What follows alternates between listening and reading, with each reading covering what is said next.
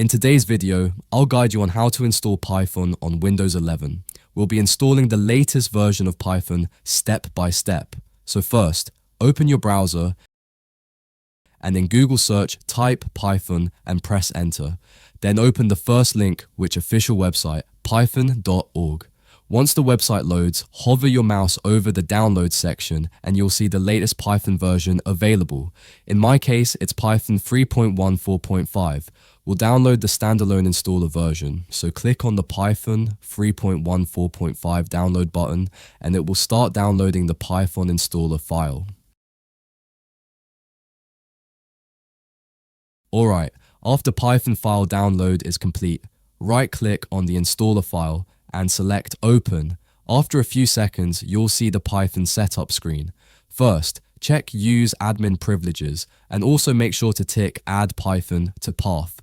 This is very important because it allows Python to run from command prompt. Now click on Customize Installation. Leave the default optional features selected, then click Next. In the Advanced Options section, check Install Python for all users and make sure all the options below are selected as well. If you want, you can change the installation location by clicking Browse and selecting another folder, or you can just leave it as default. Then click on Install. Now Python will start installing on your system. The setup will take a few seconds, so wait until it completes. Alright, now you can see the setup was completed successfully. Now, close the setup window. Next, go to Windows Search, type CMD and open Command Prompt window.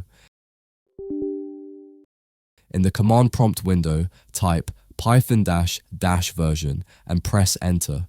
If it shows you the Python version, that means Python has been installed successfully and the path variable was added correctly. Now let's run a simple Python program. Go to Windows Search again and type idle, then open it.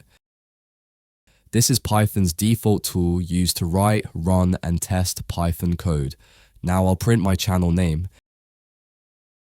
And as you can see, it prints successfully, which means Python is working perfectly fine.